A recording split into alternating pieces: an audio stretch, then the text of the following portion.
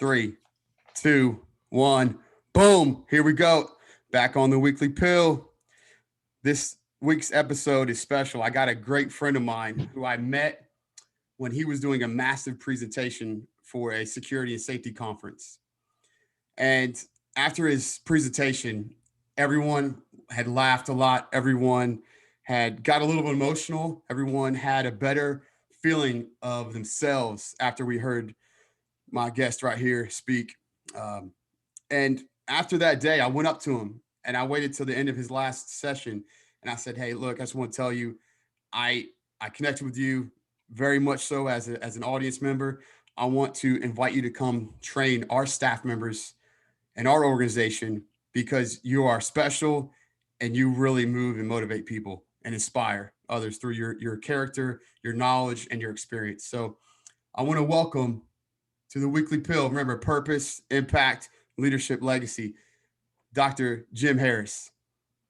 Thanks, Jake. Appreciate it, man. This is it's been a long time in the making, man. I'll tell you, it's hard to believe how many years have passed since we met. I remember exactly. We were in Hampton when we met at the school safety summit, and it was after a breakout session when we first met. And yeah, man, how far things have come, and how cool of an opportunity to continue to be hanging out and to have a chance today to talk through things a little bit. Yeah, absolutely. So, I mean, again, I've seen you present many times now since then. But the important thing is your message is, the entertaining side is so important for as a presenter, and you really bring that entertaining piece to it. And I love that picture you share with it's like a little kid and it's like a baby, and you say if you don't smile and think sweet things when you see this picture, something's wrong with your mind. That's right. That's right. Yeah, it's a sociopath test is what I call that. Like if you show a picture of a smiling baby and if people don't smile, it's like you're a sociopath. And people probably already knew that ahead of time, but it's true. And it's just a way of teaching people the neurological connection we have with children and that the natural connection we have. Because oftentimes we make things so complicated, and things are complicated. Don't get me wrong. There's a lot of complicated things in the world, but there are some unifying principles. And that's one of the ones that I use to say, if you smile at smiling babies, your wiring's right. If you don't, it's probably not. Or maybe you're chronically depressed or something in your brain can't get past that. But yeah, I love to try to get things as simple as we can get them and as relatable as possible without making them so diluted that the message is lost. You want to keep the science, but if all you do is stand up there and read bullet point after bullet point, people, they'll go to sleep on you. So you got to keep people engaged and protect the integrity of the content at the same time. Yeah, that's a good point you bring up. Can you share, like, what is your deliberate focus for approaching a presentation? So some advice out there for those maybe that are new in a training billet or new in an organization and they're in charge of developing others. What are some skills to help others out there that do what you do as presentations and development? Well, it's tricky. There is an element that we have to admit that some people are just naturally better speakers than others just because of their personality. Some people, they're just really comfortable in front of a group of people, and some people it's much more work for them. That doesn't mean everybody can't present. It just means there are elements of personality and temperament that come into it. The same thing is with writing. Like there's some people that are just naturally, they're really good at writing, and there are other people that struggle more so with writing, just different forms of communication. But one of the things I would say for me is one big part is there's really no shortcuts. You have to study. You have to know what you're talking about. Peterson, one of the things that Jordan Peterson will say is like, you better know way more than what you're talking about. And that's one of the things that's so true is first of all, it's got to be something you're passionate about. Because if you're not passionate about it, you won't study it enough.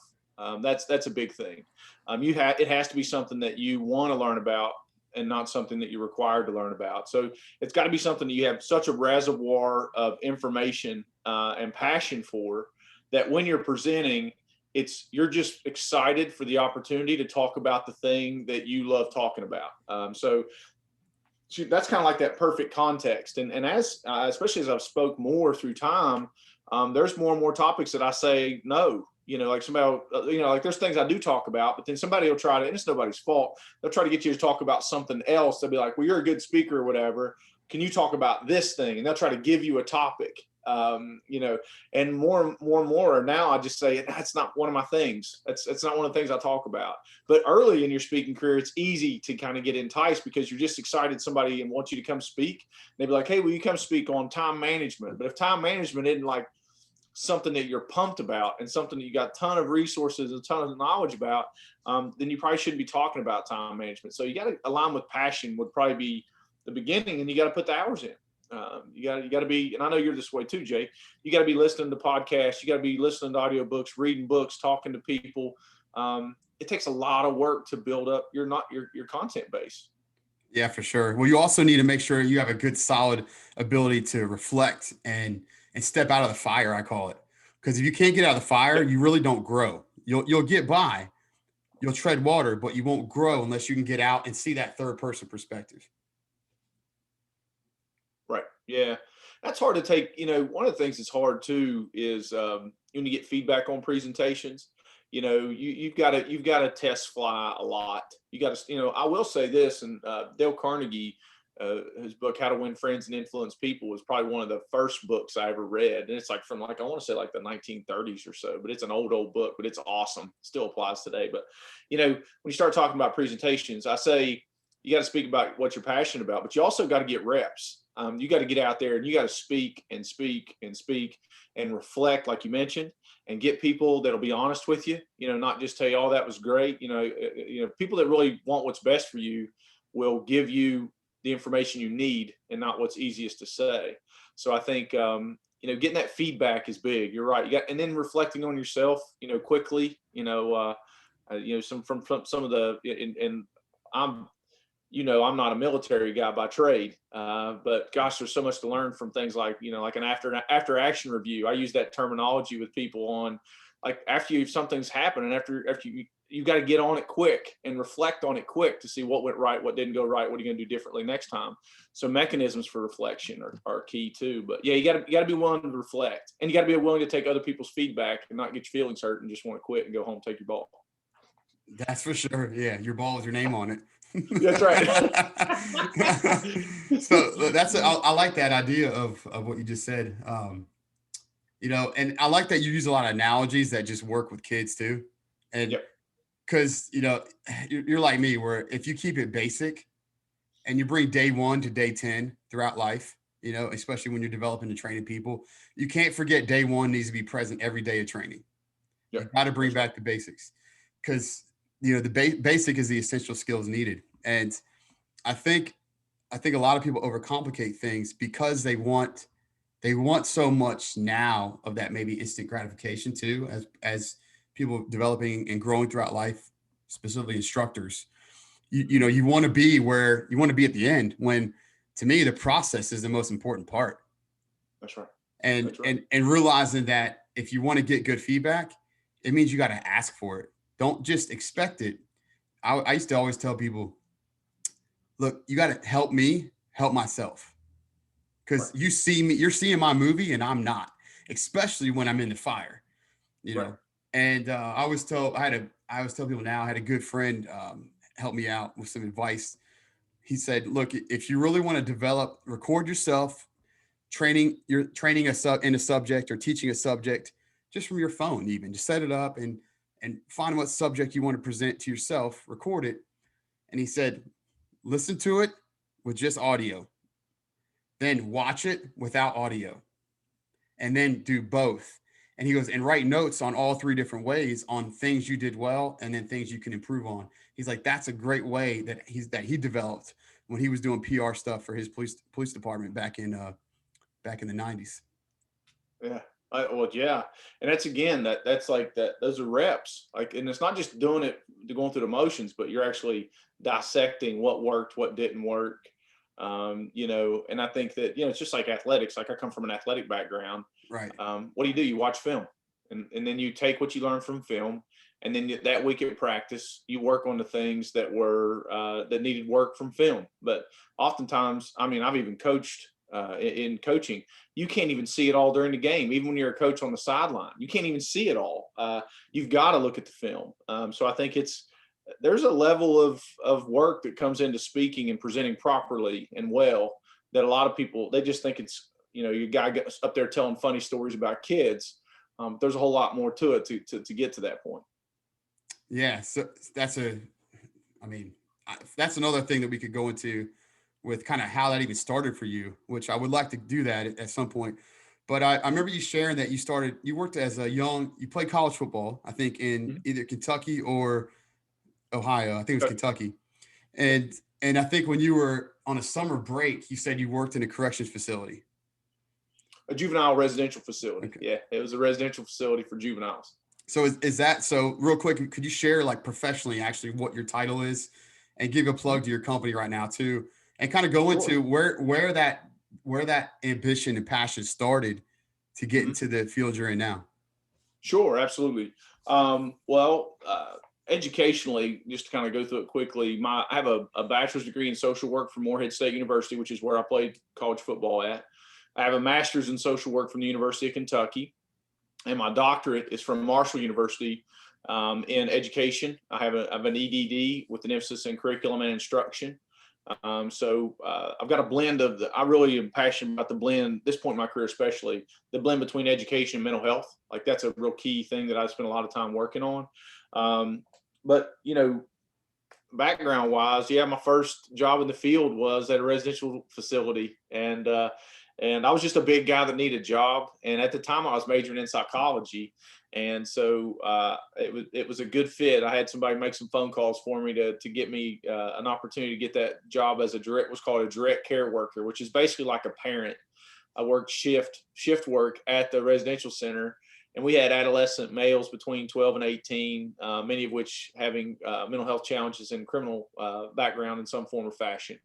And that was my first. I was like 19 years old. And like there were 18-year-old kids in the facility, and I was 19 working there. So that was a little bit interesting. Well, they weren't quite 18; they'd be like 17. But so that was where I always knew I wanted to work in the helping professions somehow, some way. I've always been a why person. Like even when I was a little kid, I can remember my mom was always fantastic of encouraging me. My mom was a school teacher for 30 some years.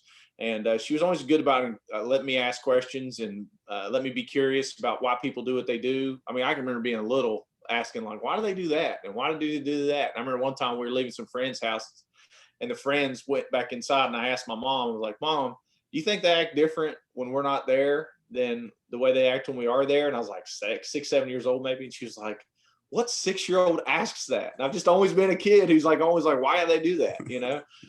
So I've always had an interest in it. And then, been a pretty empathetic person in my life, but I was just really interested. So when I got into college, I knew I wanted to study something about the human mind, and psychology was really the only thing I really knew. When you're young, you don't know what's what. So, and then later transitioned into social work. And then worked in a lot of different environments. I've worked in community mental health. I was a clinical director at a community mental health center where we built school-based mental health programs and also outpatient programs and some mental health supports for long-term care facilities. I taught at West Virginia University for a little while in their social work department. I was in private practice, mental health private practice for a while too. I really enjoyed that, just seeing patients, day in, day out kind of thing.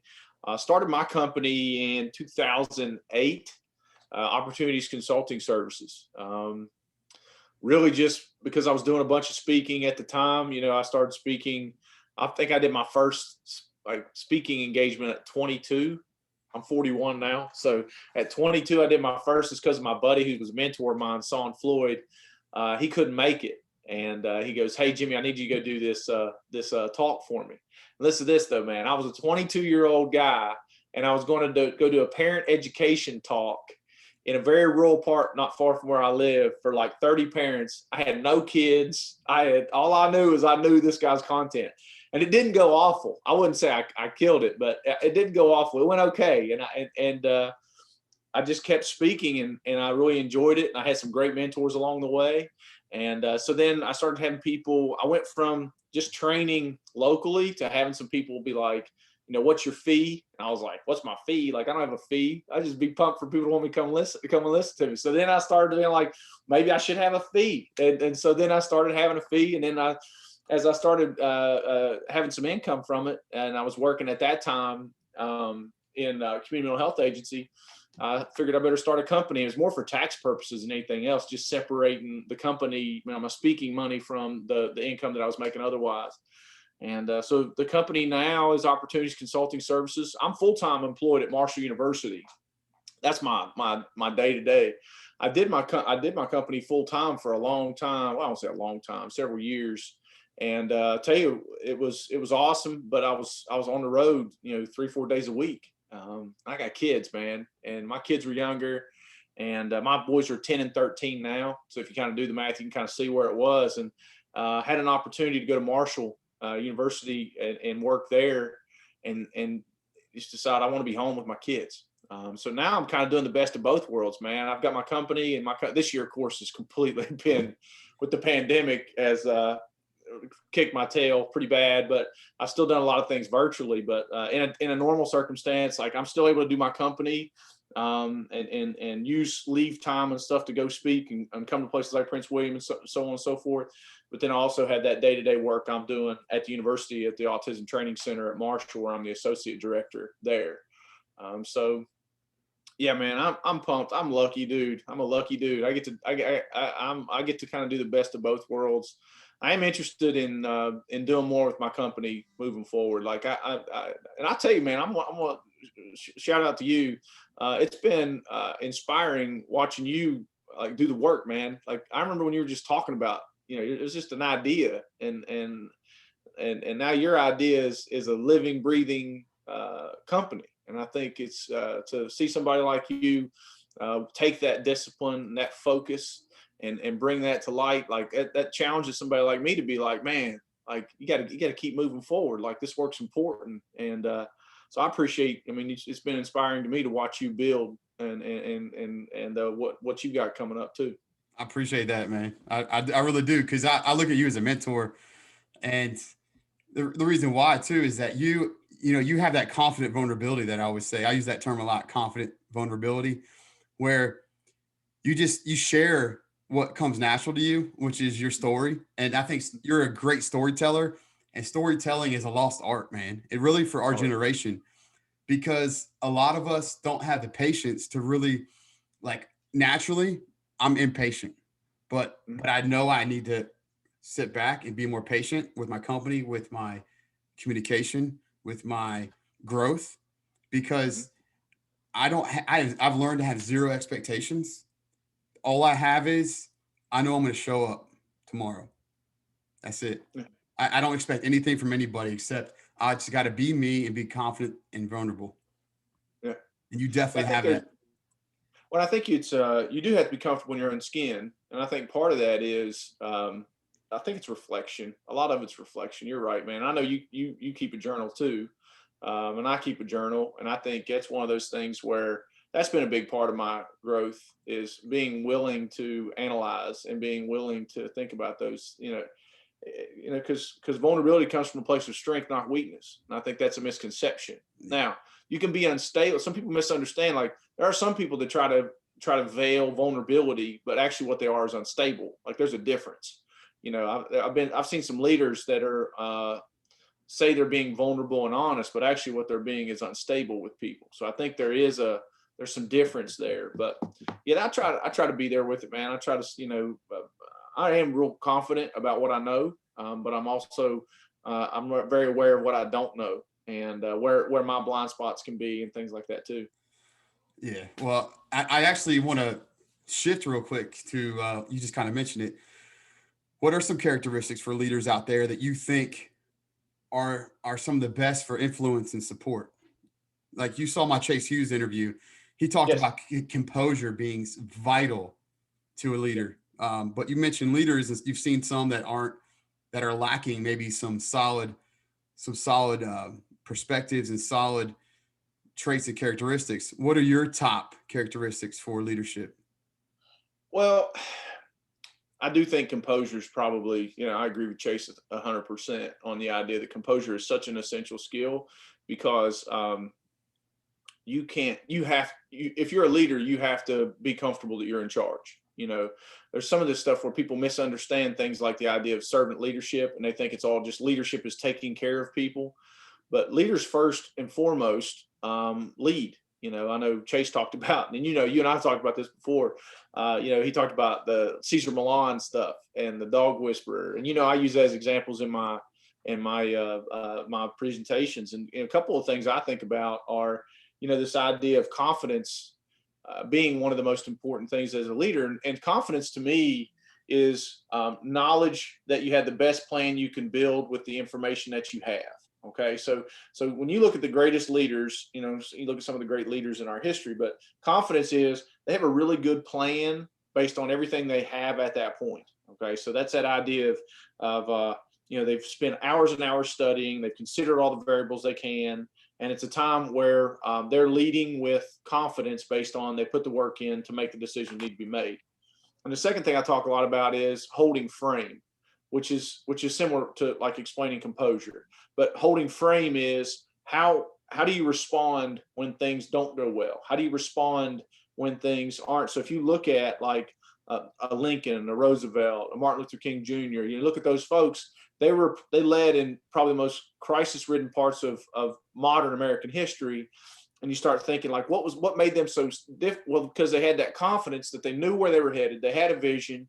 They built that vision off of a lot of time, a lot of work, a lot of study, and they were able to hold frame. So when something didn't go right, they just didn't throw their hands up, complain, and point fingers and melt down.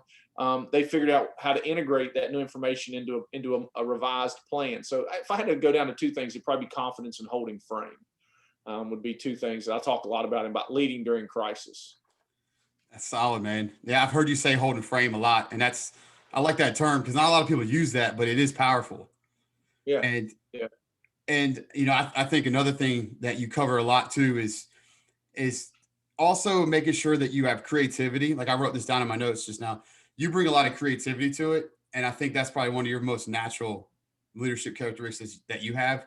You bring creativity to conversation, but also energy. Like you can easily lighten up a room when there's some serious anxiety, stress. And I've heard you talk about that with kids where let's shift into that real quick, where like some of your funniest stories with kids as working therapy wise and observations.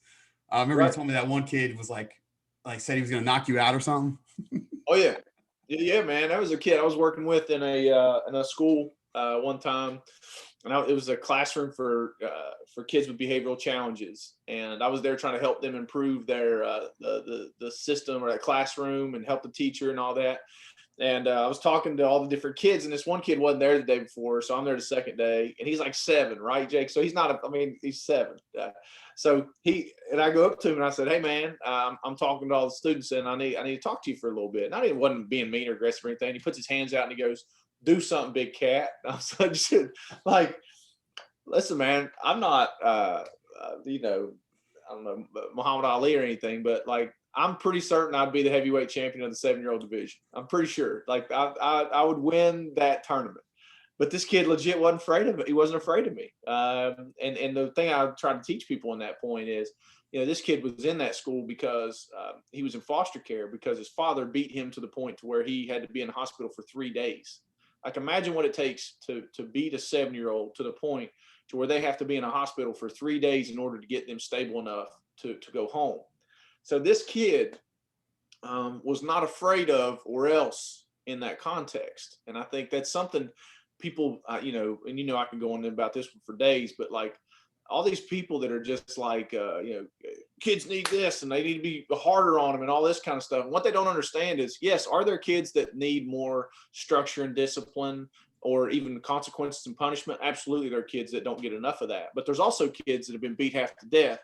And just thinking that everything's a nail and you're the hammer of life for kids, you're going to do harm.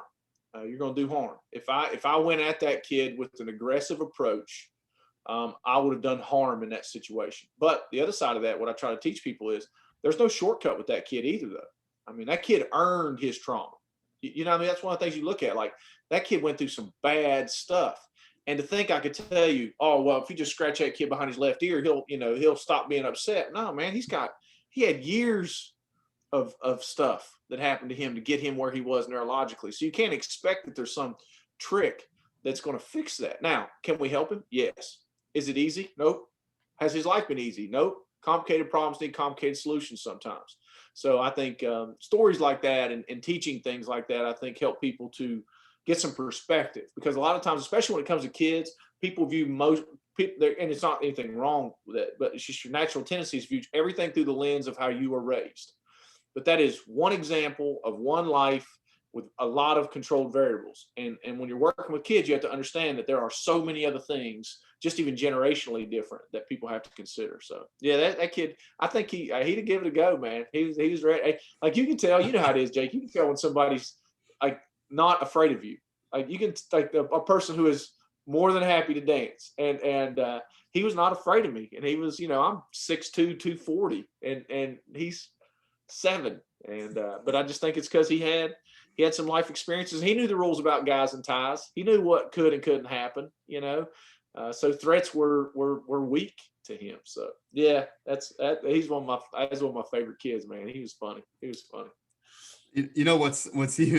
What's even funny about that too, even more so, is like that kid was so conditioned to say, like, whatever's going to happen in life, I'm ready for it. Yep. And in reality, that's good. That's good when it comes to what you've been exposed to. But it is pretty sad, though, that, I mean, I think during the last year with COVID, we got way more kids that have been experienced with stuff like that, and we have a lot more problems that we're going to see because of the last year, and because a lot of kids being exposed to, parents got to work, guardians got to work, cousins watching them, siblings watching them. So do you think that we're going to see a lot of mental health issues going in once we try to get back to some normalcy with a lot of these kids out there in our country? Yeah, I think the challenge is, in research and behavior, causal relationships are tough. Like to say something causes something else is hard in research. Now, correlation, like two things happening at the same time, is much easier to prove. But I do think we've already seen some statistics around mental health in the country in general, where we've seen an increase in the completion of suicide. We've seen, mental health, anxiety. A lot of the survey data out there is telling us that people are more anxious, people are more depressed, and it's really, obviously, if we know that relationships are a key element of mental health, if we know that's the case, and COVID has absolutely decreased the frequency and intensity of connection between people, then it's just good logic that we're going to have more mental health challenges right now, because of we've taken away one of the primary ways that people balance their mental health, which is connection. So yeah, I think we're going to have people that were at risk, whose risk has been increased even more so. This is adults and kids. And I think we're going to see some folks who probably would have been okay had we been in a normal circumstance. This working in schools, we have a lot of kids where the school is their stability. The school is their consistency. Those relationships are their protective factor. That although the home environment may not be ideal, the school environment acts as the stability and structure which maintains their functioning and keeps them moving forward. So for a lot of these kids, we've removed that protective factor, which increases their risk. So yeah, man, to answer your question, it's just, I think it's good logic. It's not, I don't want to say good logic. It's reasonable. It's logical that we're going to have a lot of kids that have been struggling. Now, on the other side of that, just some of the things I've said a lot is, we're also going to have some kids, we can't act like everybody's going to come out of this thing, a pile of mental health goo. There's a lot of kids who've just been playing a lot of Fortnite, and they're just going to have to get used to having to do something again, and getting back into being productive and being focused. It's not necessarily that they've been traumatized as much as they've just become lethargic and have atrophy. So there's going to be those kids we're going to have to really focus because of real challenges from a mental health perspective. And there's going to be some kids we got to get them back on the horse because they've been doing a lot of the Xbox living lately. So it's going to be a variety of needs. Yeah, I know what you mean by that. The structure definitely it's just challenging. I'm homeschooling one of my young kids, and it's tough. It's tough trying to work, balance things, and all the other stuff going on. But I think what's important too, man, is realizing with our kids, like what, the composure thing you mentioned, trying to bring some composure back once we do try to create this normalcy again. I think adults, we have to be really self-conscious of the energy of our movie, of what we're Right. putting out, of what we look Right. like, because it's going to make or break the initial phase of some kind of normalcy again. So any advice or feedback you could give to the adults out there, whether you're a school teacher, whether you're a school employee, whether you are just a parent or aunt, uncle, but what best can we do to support our kids right now in our challenging times? Yeah, absolutely. I think for me, I try to, how I like to approach things. Less is more right now. I think we got to think about, and this is what I've been teaching a lot of, because I've been speaking for a lot of folks virtually, of course, but I think we got to focus on reconnection or connection. So if I'm talking about three key things, it's going to be, the first one is we got to focus on relationships and connection. So that's most important.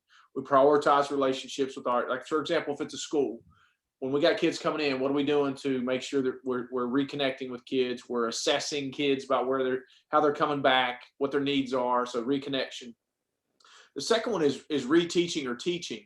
So we got to, we're coming into a world that's a little different. Like a lot of schools have already been back in person, or a lot of families. So and even in your home environment, it's like, are we teaching people what it means to be successful in this new world, or in this different world, I'll say. What are we teaching them about? What does it mean to be safe from a health standpoint?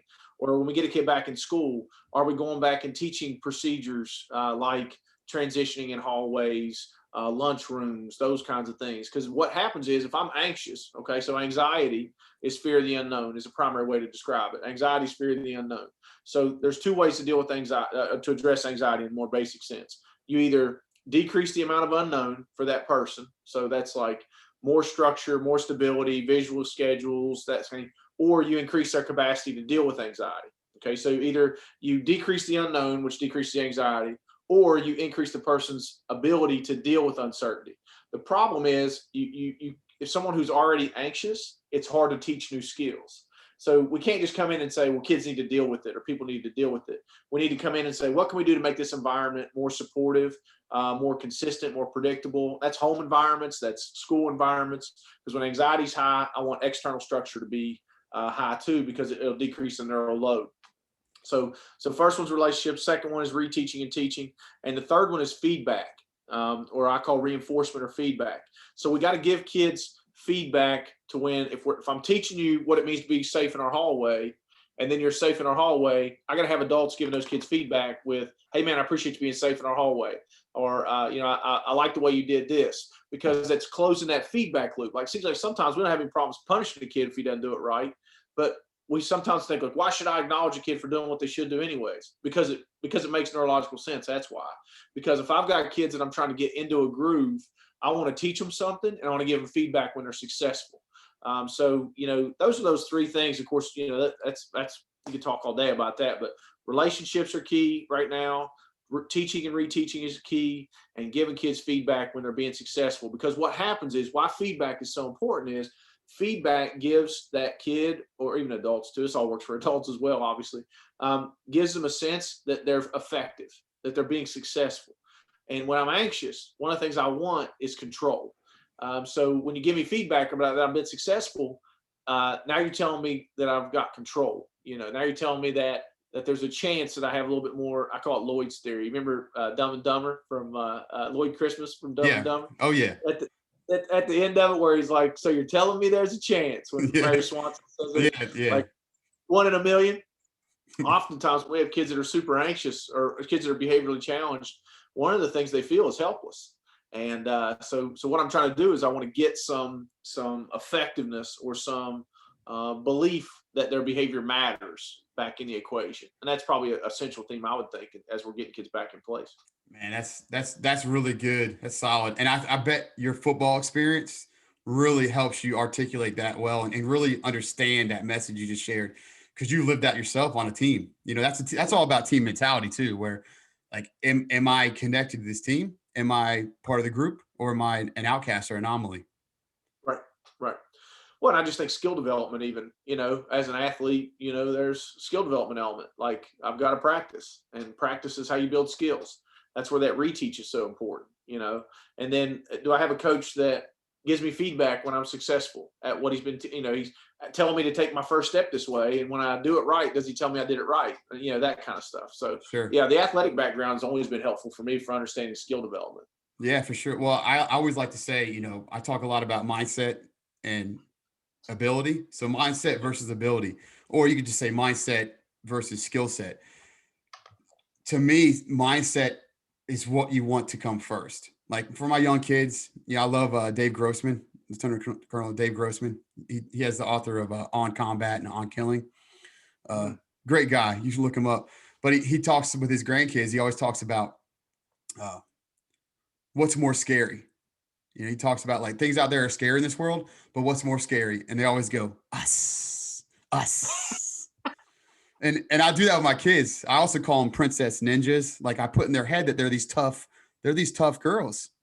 And they're young. And we play ninja hide and seek. It's not just hide and seek, it's like copperhead hide and seek, Oh wow. And when I find them, they attack me and they strike. And they love it because I'm teaching them that they have some control in this scary situation. That's right. And That's right. and so could you go? I know you know what I do full time, but could you go a little bit into like why what I do is so important and why I call it the fear-based mindset of ask anybody who, like your mom or I think your spouse also, your wife also works in school too. Principal. Right. I mean, ask people that work in a school, what's the scariest thing that you think is going to happen while you're at school? And it's always the shooting, right? Mass shooting. Yeah. The problem is statistically it's not likely, but it's winning the mindset. It's winning in our minds that that's the thing we fear the most. Even though stats show us it's not likely. However, you and I both know every school has individuals that we're concerned about for those kind of things. Sure. But could you go a little bit into why crisis training in schools is so important to bring courage versus fear to our kids and staff? Well, I can relate it like this, Jake. In a lot of the trainings that I do, even with kids with behavioral challenges, let's not even let's say it's a situation where it's a kid who is could be violent, but we're not talking about like school shooting violence. But he's a kid who yells, screams, cusses, throws things, break things, kind of thing. And what I always when I'm meeting with a team to plan a behavior plan for a kid like that, one of my first questions that I always ask is, what's the worst thing this kid's going to do? What's the worst thing you can imagine this kid's going to do? Because the thing with that is even though everybody's not saying that right that minute, somewhere in their brain, whether consciously or subconsciously, everybody is worried about what if. Sure. So the first thing you do neurologically is you just go, you put a bright light on the what if. Okay, you put a big shiny light on that what if, and then you talk about it, and then you explore it, and you build plans like, what if this kid's going to run out into traffic? What if this kid tries to stab somebody with scissors? All these what ifs. And then you build plans about the what if, and you get people some confidence and a plan about what if, because a lot of that, much more about the high level danger training than I do, which is you want to get in those situations where you want to get that stuff out in the open and get practice on the out in the open. So then you have more mental energy that you can even learn other things. So I think to answer your question directly is, if you don't have good crisis planning, then there's a part of the psychology of everybody in that building that thinks we don't have a good what if in some of these situations that are really, really scary, and rightfully so. So I think part of good crisis planning, a lot of types of crisis planning, whether it be violence on the school or natural disasters on the school or whatever it might be, is about, let's get those things that are big and scary. Let's shine some light on. Let's get some plans on them. Let's look at those what ifs. Let's build a plan. Let's know who we're going to look to when things go wrong, and let's get some confidence. And I think then that allows the work of education to be done in a more relaxed sense, because you're not worried about either consciously or subconsciously about those things. Yeah, thank you. That's good detail. And I always like to add too, look, fear is going to be there. Fear is natural, but if you can learn how to respect your fears, you will have so much more courage when faced in that moment and challenged in that moment. Because fear will always win if you can't understand it and respect it. I've learned that in heavy combat, as a young Marine. It will take over your mindset, and it will destroy you and your team if you let fear win. But we have them. we all have these natural fears, and they're there Yeah. for a reason. They've kept us alive for a lot of years as humans. But the more we can respect them, I think the more prepared we can be for life's challenges and in the imperfect moments we face. Yeah. Fear and pain both are good signals. I tell people, like, fear and pain are signals. Um, Now, if you can't, you got to be careful to let them completely dominate your psychology, but they are good signals. And those Yeah. signals are built off of, a lot of years of trial and error, trial and error, trial and error by folks that have come before us. So I think you have to respect people that say, I'm not afraid of anything, will Yeah, lie about remember other. no fear, like when we were kids, no fear. Absolutely. Yeah, that was big in his shirts, right? Yeah, yeah. That's big time. But I think everybody, I mean, they're good signals. Fear's a good signal. Pain is a signal. There's something that needs your attention. But that isn't where it stops. Fear and pain then should be when you start looking at now what, and building people's capacity. Um, and I know you've trained in the military and in the civilian world. Like, I'm sure you've watched people transform their psychology just by having a plan. One of the weird things, I'll give you a quick example. Um, I haven't been able to do it since the pandemic, but there for a while I was doing jujitsu, Nice. which was just me. I don't know if I was having a midlife crisis or what it was, uh, but there's something weird that happens about a couple times a week rolling on the floor and somebody trying to choke you out, and that gives you a sense of calm. And not that I was going to go tackle my neighbors and try to choke them out or anything. It's just the fact that I would be okay. I would, and it's not, I'm a pretty good sized guy, and I feel like I could be okay, maybe anyways. But it was just something about the calmness of kind of rolling in that fear, but then having it done in a playful way, but also getting practice in fear and pain. I don't know. It's a weird example, but yeah, it was transformative for me, and I'm sure you've seen that even in training people for combat situations as well. Yeah, I like to use the word exposure creates composure. You know, Yep. it's like the reps you talked about, or time on the saddle. You just the more you can be exposed to that with with not overwhelming time. You want to be able to pull back, right, and get off the saddle. But the more you can expose yourself to that, the more confident, comfortable, and really just like you have this just command presence about yourself where you really become more self-aware. And actually that's exactly what I wanted to transition to real quick for people out there. What's some of the best advice you can give as your professional for you, like as Jim, and then is also Dr. Harris, where because when I meet you, you're Jim, but I know at Marshall you're Dr. Harris, so you have to wear this multiple hats, and you're really laid back, which is awesome. And that's one great trait you have too. But when it comes to self reflection and really just like personal development, what are some habits and routines that you think you can give out there to support those that really could use it? Oh man, yeah, I'm a nerd about that stuff, dude. I'm always learning. Whether it's I listen to a lot of podcasts like you. I've listened to Tim Ferriss podcast a lot. I've listened to Joe Rogan a bunch. I dig his stuff. Brene Brown is another one. I like her stuff. Um, I have a lot of weird routines that I do, man. I like purposeful discomfort that I choose. I think there's something about, I call it bear practice and I train people on it. Like, like you, Peterson talks about, like, when you choose stress, it engages a different part of your neurology than when you are running from stress that just happens to you. And so I imagine, like, it's either like the bear chases you and you go into fight, flight, freeze, whatever it might be, and you're in a different place because you're in. But if you choose to, like, all right, today at 3 o'clock, I'm going to wrestle with the bear. I'm going to practice what it's like to be with the bear today. And so I do a lot of stuff, like some of my main routines. I'll just go through some of them through my day. Um, I do every morning. I do some sort of almost every morning, I could say, some sort of something to wake my body up, some sort of cardio or whatever. It's not anything hard. I mean, get on elliptical, watch some YouTube videos, just kind of get my mind awake. I do that pretty much every morning.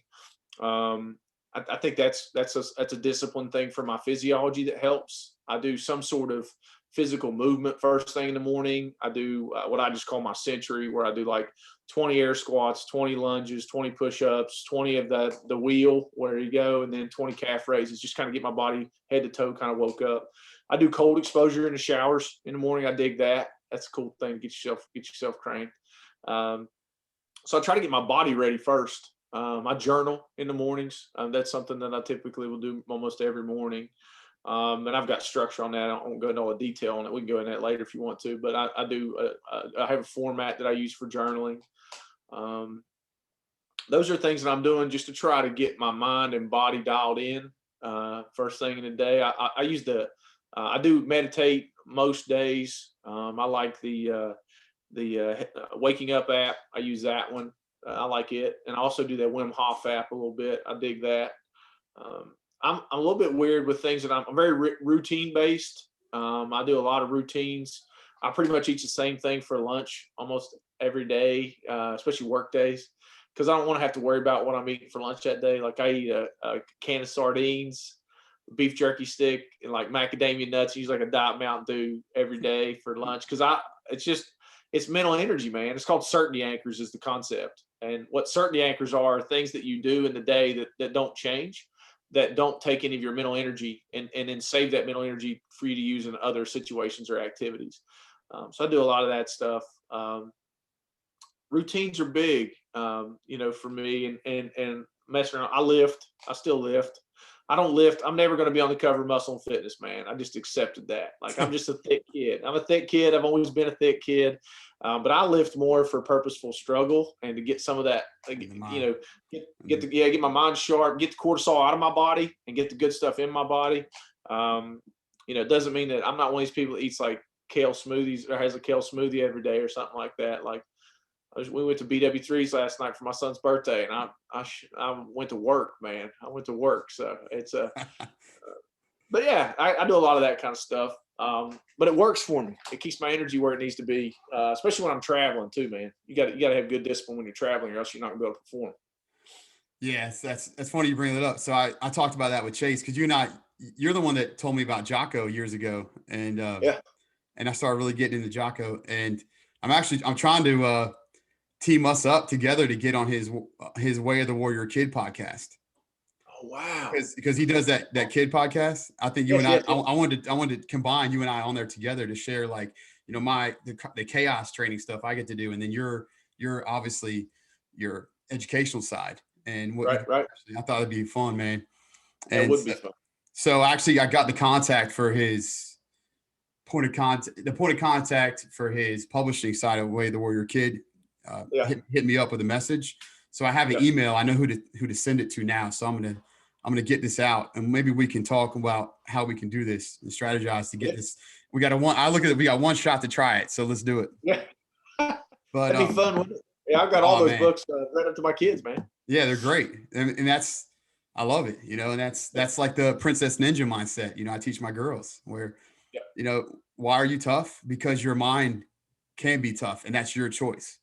Now, the skill set comes later with technique and ability, but we first got to develop the mindset. And that's why I love his Way of the Warrior Kid stuff. It's really special for these kids he's empowering out there. But when it comes to about Chase, I talked about discipline. And, Jocko talks about discipline all the time, like discipline equals freedom. And I mentioned discipline to Chase, and he's like, don't be so caught up on discipline. And you just covered the word. He's like, really, it takes a little bit of discipline to create the habit. Yes. And that's the habit is what's more important, creating those habits. And there's a guy named Trevor Moad. I don't know if you know who he is. He's a mindset coach for Russell Wilson. Oh, wow. And he talks about neutral energy. And I really connected what he talks about. He's like, my dad was this positive influence and like motivational speaker. And he's like, I never caught into his energy of like this positivity. He's like, but neutral energy just makes so much sense to me. So he talks about for headspace, like really don't always have to be positive because not everything is positive. But, he talks about Russell when he throws a bad throw, like, hey, man, it's gone. Like, let's just go to the next throw. And so it's not giving positive to it. It's just letting it be what it is and bringing that neutral energy to it. Right. But check him out too, man. Trevor Moad's a Yeah. really cool guy. He's on LinkedIn. He covers a lot of stuff. And I just really connected. He did a talk with Tom Ballou on impact theory. That was a good talk with Trevor Moad. So look that one up. I did see him. He's the one, I got that from you when I saw it, I think. Yeah, I think Because he was talking about being in Alabama and working and because the biggest thing I took from that, because when you're talking about the Russell Wilson thing made me think about that, but how they weren't allowed to speak weakness or speak negativity. Like you weren't allowed to say how hot it was. You weren't allowed, it wasn't as much about being positive as much as it was don't speak weakness or don't speak negativity, which I think there's a lot to be said for that. You know, I think that, yes, I do remember, because when you said the impact theory, I did watch that one. Okay. But yeah, but it makes good sense, because when you get too Pollyanna on stuff, it's just fake, man. Well, it also goes away fast, you know? Yep. It's that one coat of paint, man. Sometimes you need layers of paint. That's right. You got to hit it hard, man, and get those reps. And once you develop that, then that's the habit part, you know, that's when the habit becomes. Because another thing Trevor talks about too is where discipline, it's not always about what you do. It's also about what I won't do. Yes. Which is real. I was like, wow, that's like perfect. You know, like I won't, you know, eat that instead of I only eat these veggies, or, you know, it's like, but I won't eat that one thing, or I won't go to bed past this hour, or I won't consume this amount of X.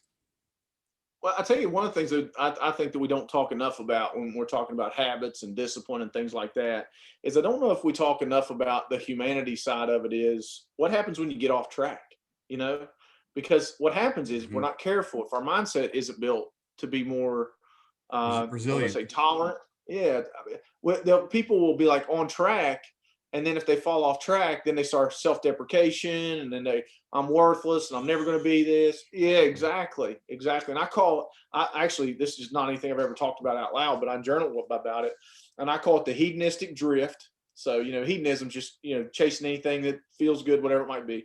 There's a hedonistic drift. So like whenever you do something you shouldn't do, or you've said you wouldn't do, if you're not careful, you know, one day of eating fast food can turn into a week's worth of fast food, or one day of not working out can turn into a whole week's worth of not working out. And I call it the hedonistic drift. It's easier to do things you know you shouldn't do after you've done something you shouldn't do. So I think the important thing is talking about.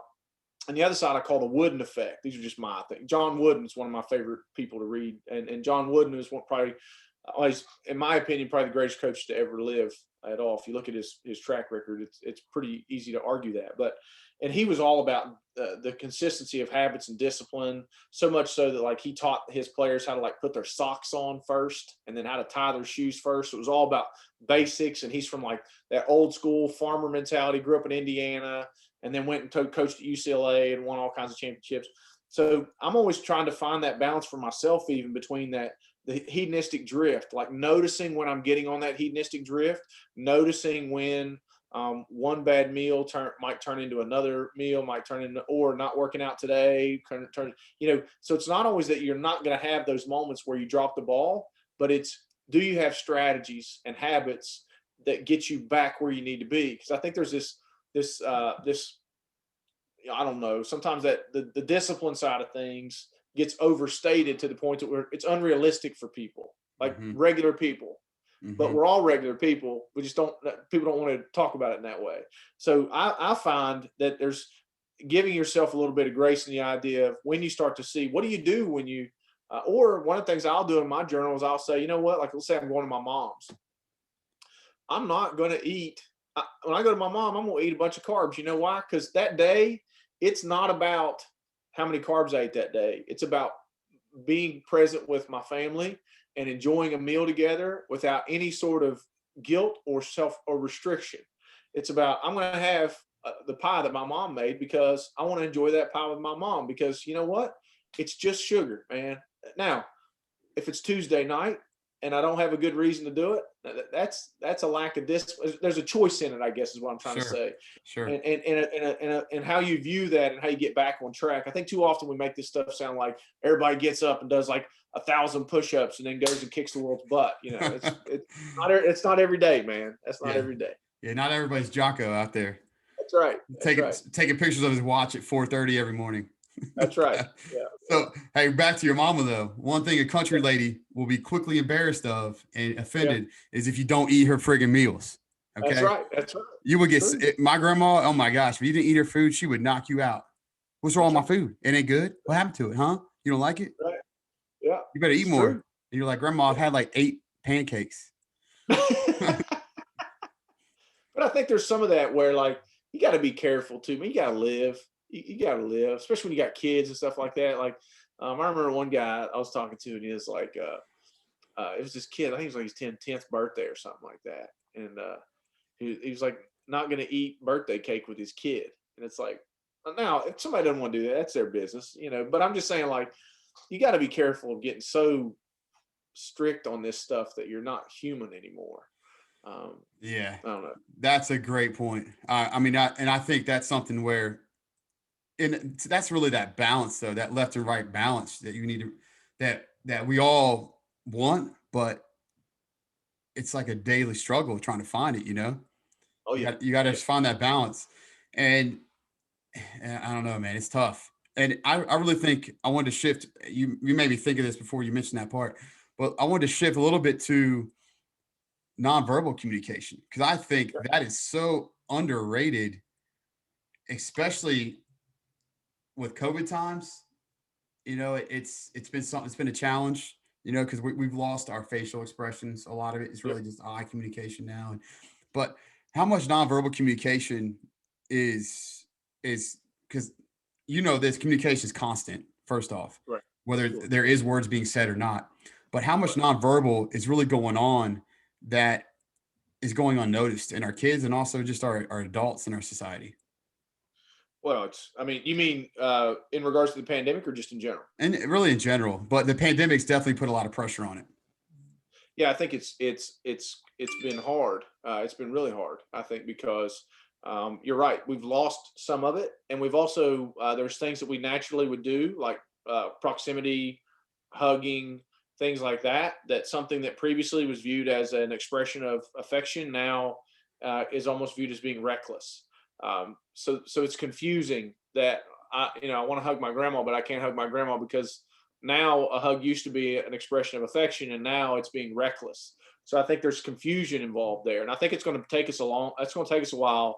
Even let's say we go on the other side of this thing, it's going to take people a while to get reoriented. And if we ever will be completely reoriented, it's kind of think about like the people that went through the Great Depression. Like my grandmother went through the Great Depression, both my grandparents, obviously, but it changed the way she thought for the rest of her life. Mm-hmm. Now, I don't know if that's going to be the case with this, but I know for a while we're going to have a hard time readjusting. It's not like if people say, all right, we're at herd immunity and people are safe, that everybody's going to start running through the streets and hugging each other. It's still weird. Like, even like I found myself like watching like things on TV and like noticing like crowds and stuff. And I have a different kind of thinking about the crowd than I would have pre-pandemic. So I think it's going to be a tough adjustment. I think it's going to be a tough adjustment for people, because it's confusing messages between what's safe and what's not safe versus what used to be safe and things like that. And nonverbals are such a huge part of how we communicate. It's one of the key ways that we identify if someone's stable or unstable. It's a key way that we identify who a leader in a room is. So you kind of talk about looking at your presentation with no sound.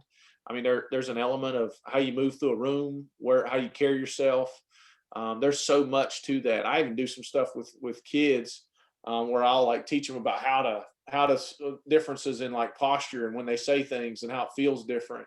Nonverbal communication is a big deal. But it's books and books and books written on it, man.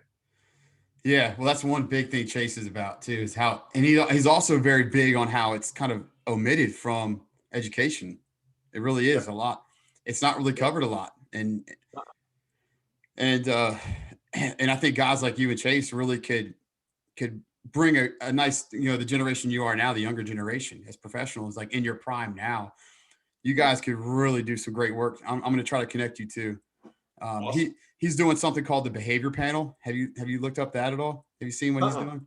No. Yeah, write that down. The behavior panel. It's on a YouTube channel. He just started it for fun with three other guys in the human behavior kind of industry. And it, like, out of the blue, like in December when I interviewed him, he's like, we have like 130,000 followers now on our YouTube channel. Like, people just love it. And man, I'd like to connect you with him because you guys are a special breed where you're great communicators, you have great influence, but you're doing it because it's where your passion and ambition is, not for fame. Yeah. And that's, to me, that's where you guys are really going to have a great impact together. So I want to try to connect both of you guys if you're cool with it. Yeah, absolutely. Yeah, I think it's one of those things to where a lot of this, you can hear it when you talk to Chase. He just loves talking about this stuff. Yeah, I mean, you're that way too. You know how we are. It's just, I would talk about this stuff, just you and I in a room. It doesn't matter because I'm just that interested in it. It's that interesting to me. So, yeah, and I think things even like nonverbal communication, things like the words we choose, speech cadence. He's talking about tone and cadence and all that kind of stuff. Like, those things matter. Those things matter, and they're hard to nail down sometimes, but they really do matter. Yeah. When I had Chase come in, he came in and trained our organization too. I said to him, and we talked about this earlier, like vulnerabilities. I asked for his feedback. I said, hey, any advice you can quickly give me before you leave for today? Because it was a whole 8-hour session. I said, any advice for me specifically that I can do to help make myself better from your perception? And he's like, yeah. He's like, slow down your speaking rate 10% and slow down your body language about 15%. And he's like, you'll double your impact. Wow. And I was like, that's specific too. Right. I was like, geez. Yeah. I was like, thanks for the formula. Yeah, it's true. Hey, I tell you, I had a professor in my master's, and we were doing an individual therapy class. And so you had to do role plays, and they would watch you do role plays and all that kind of stuff. And I asked him, I said, he was giving me feedback, and he said, oh, take something to drink. I said, why is that? And he goes, you talk too much. He says, you talk too much. He goes, take something to drink and take drinks every once in a while because it'll make you stop talking. He says, you get uncomfortable with silence. And when there's silence, and in therapy, you want people to think. That's me too. He says, in therapy, you need people sometimes to marinate in an idea. But what happens is if you're so uncomfortable with silence, you will deprive them of the opportunity to think because you're uncomfortable, which is selfish. Man, when he said that, it was like boom, right in the gut, man. I was like, you're right. Yeah, that's me though. But you needed that though. That I had a critique like that when I was a combat skills instructor. It was Edwards is verbose. Oh, and wow. And you know how you get 100 critiques, 99 good, and that one bad, and your bosses are like, "What is this? Explain it to me. What happened here?" And I'm like, "I was on my friggin' soapbox, But that was helpful, like really helpful. So you needed that, and that's back to the vulnerability again, where if we don't open up and ask for that feedback, then we limit our growth and development because we have to rip out the ego. Yeah. And we all have them. And that's part of working out to me is like just beating down that ego. Yeah. The mental side. Yeah. But I agree.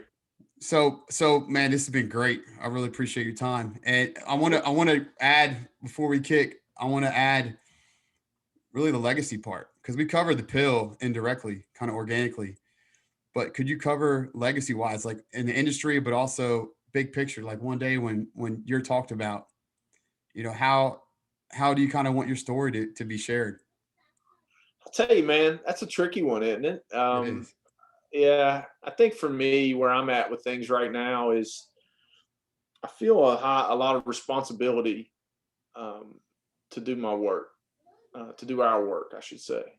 I think there's a lot of things maybe that, and it's hard because it's like when I think about it, I think there's all kinds of great content out there, man. You know that it's so much. There's so much. Loud and busy. But for some reason, there's folks that when you're talking, it resonates really well with them. And for some reason, there's some folks that when I'm talking, it really resonates with them. And I take it seriously that I have a responsibility then, if there's some things I'm saying that are going to be helpful to people, then I have a responsibility to continue to do that and not be selfish and lazy and not do that. So I think for me, it's going to be, especially when it comes to kids and people, like finding that middle ground between the acceptance of the differences that people can have, understanding things like trauma, understanding things like mental health concerns and things like that. But then also that's that acceptance of the uniqueness of individuals, but also that pushing people to grow. That there seems to be sometimes, this is just my observation, sometimes there's like two camps sometimes. One of them is like, accept people for who they are, and you know, that's what the world should be doing, is making the world more accepting of everybody. And then there's another camp which is like push, and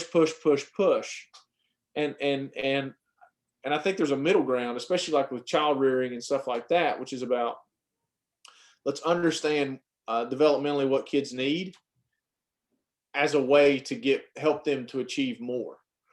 So I think if I thought about it from a legacy standpoint, even when I look at with my kids, like that, I help people develop their capacity to reach their potential. Like that's the thing that I want to be known for, the ability to help people get the best of what they have and develop themselves more. You know, it's a weird thing I was thinking about the other day, like, cause I've, you know, done some strength coach work locally here. And then I have my other stuff that I do, like with work and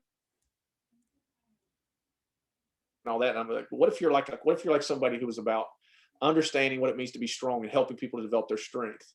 Because if you're helping people develop physically, you have to better understand where they are, what their strengths and weaknesses are. You just can't take a 100-pound kid who's a freshman in high school and put 405 on the bar and say, good luck. You know, you got to understand like where he's at and what his weaknesses are, and create a plan to help him develop his skills and things like that. And then he can get as strong as he's capable of becoming. So that's the stuff that I'm real focused on right now, is how do we create structures that help everybody be able to contribute at a high level? You know, I want to help people do that. I want to help people carry the load that the world needs them to carry. Yeah, I like that a lot. I really like that. I always like to ask kids, you know, what outcome do you want? Because that you have to create that mindset of opportunity where it's got to come from them, not us. But we can be that link to give them strength when they think they don't have any, or when they're just working on building it. Right. And doing it in a that's what all this science and stuff is about too, man, is you got to be able to see the moving parts. You know, it's not as simple as go harder, do better. Yeah. Right. You know, Right. when you have a kid who's been physically abused their whole life, like you got to think about that stuff. And you know that even when, you know, I just, like I mentioned to you the other day, I spoke to our VA folks the other day, and we were talking about unpacking trauma. It's like, you know, some of it's about helping people put the world back together. You know, the world's now something different to them, and they need help putting the world back together. So, well, that's a whole nother thing that adds back to, you know, a lot. That's why I started the podcast, really, because a lot of guys, man, we've lost more guys to suicide in my unit than we lost in the Battle of Fallujah, and that was the deadliest month in the entire war, in whole post 9/11. And so, a lot of guys, man. I mean, my first guest, he's a retired Delta operator, like the elite, and he's like, dude, I struggle with my purpose when I retired. You know, luckily he has a band. He has a band he started called Silence and Light with a bunch of other veterans, and their producer is the Grammy Award winning guy. Frick, I can't remember his name now, but like he's a Marine, Grammy Award winning Marine that now is out, but works with all these singers. Josh Goodwin is his name. okay. Anyway, but like he's like the purpose side, especially for veterans, like you said, the VA. Without purpose, we are so lost, and the hole looks so wide and deep that we're stuck in. But getting back to that purpose, and this is where I've been challenging people to do, because my volunteer work that I've been doing has literally been the one catalyst that made me get to the point I'm at now, where I started volunteering, and it just opened up so many avenues of me supporting other things outside of what I, did profession wise for money. Because I feel like when you volunteer for something, there's no expectation for funds. There's no expectation for, I'm mad at this person because this shift wasn't fun or this. You're there to donate your time, and time is the most expensive thing in this world. That's right. Yep. So I challenge people if you're trying to find your purpose again, if you have a little bit of time, yeah, you might have to work 3 jobs to get by. But if you can volunteer an hour a month, 2 hours a month, and find a great organization that you really just have this full connection to with your energy, it will change your outlook if you commit to that and create that habit of giving back for free with your time and energy to something else bigger than you. Yeah. Listen, that's one of the things where I've enjoyed coaching young people. It's those kids don't care what my job is or what my title is, or if I have a doctorate, if I don't have a doctorate. They're just showing up, trying to make it through life, and to be able to go hang out with kids and to help them develop. I think, yes, I can absolutely see that. Because you can't be selfish when you're volunteering because it's not about you. Right. Right. And there's no money to come in your pocket. That's right. You're doing it. And I think that's it works on your ego a little bit too, because if I can't remember one of the guests you had, like, if you're having to come in and announce yourself so everybody can be in awe of you. Yeah. Jason Van Camp. Yeah. Jason said that. Saying that you're in charge. Yeah. Right. Like, I think that's a thing where you're there serving yourself. You're not there serving the purpose. So, and if you are that kind of person, that's okay. But being more self-aware and knowing that's not a trait that really is going to get us anywhere. It's going to hurt us. It's going to keep us right where we're at. But if that is you, like I said, we all have ego. It's just how much is it exposed and overt. Yeah, I think keeping our ego very covert, that's my game plan. But it's natural. That's why when somebody shoots at us, why do we drop instead of go jump in front of other people? Only people that do that not naturally. Only people that do that professionally are like Secret Service. They're taught to get bigger. That is against humanity's mind. That's against survival. They're taught that. Right. So, but naturally though, we're selfish, and it's because we don't want to die today. That's right. It's your brain's number one job. Yeah. So go ahead. Sorry. I was just going to say your brain's job is to identify patterns and use patterns to predict the future and try to keep you alive as long as possible. And that is the natural set point of the brain, is pattern recognition for survival. And you have to train that out of people if you want them to defy any of that. That's, your example of Secret Service is a perfect example. They are defying natural logic. But yeah, that's interesting. That's a good point. Thanks, man. So one last thing, you got any social media plugs you want to put out there for people where they can find you? And your website? The website's OCS, O as in Oscar, C as in Charlie, S as in Sam, OCShelps.com. That's the website.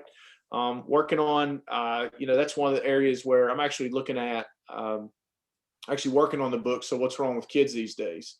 That's the book the first book I was working on, I kind of outgrew it. And now I've been working on So What's Wrong with Kids These Days? And it's supporting kids in a complicated world. And my hope is in the next 6 months that there'll be some sort of draft out there soon.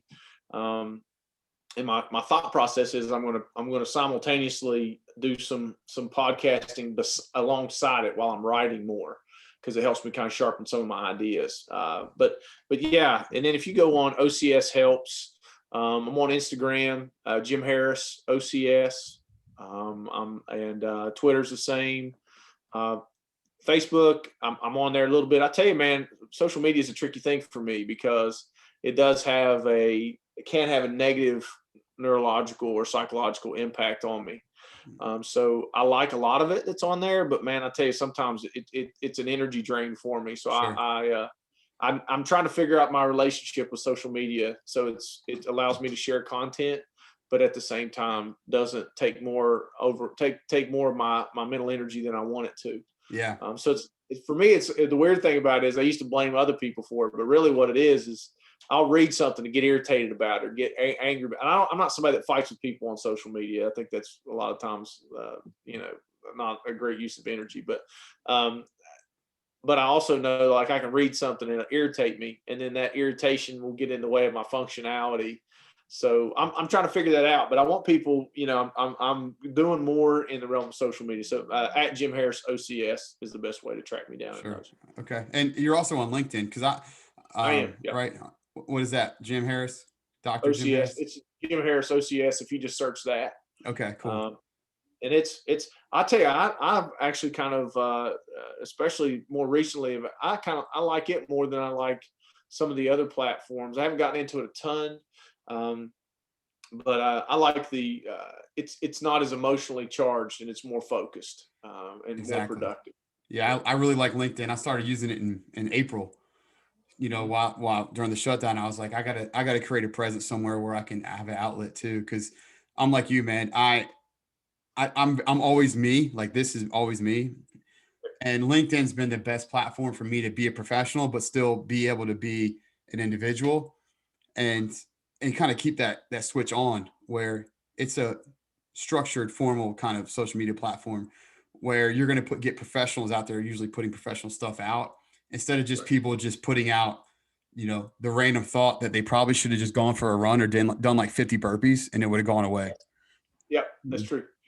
Yeah, and that's the thing that I just wanted to get away from was, just the random stuff that people would say that was, deep as a creek, man. There's nothing to it. It's so. But yeah, that's one of those things. But I like social media because I think about some of the things, like I get some good stuff from people on there that I have a lot of respect for. So it's like, how do you, LinkedIn may be, and weirdly enough, the one I like to do just for brain, just to relax, like when I'm lifting in between sets, I'll look at Instagram just because it's just pictures. It's just something dumb to do. Because sometimes you gotta go offline a little bit in your mind.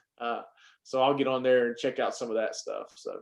Oh man. Well, anyway, I'm glad you can get some plugs out there too, because I want to also use this to help you get more attention on what you're doing.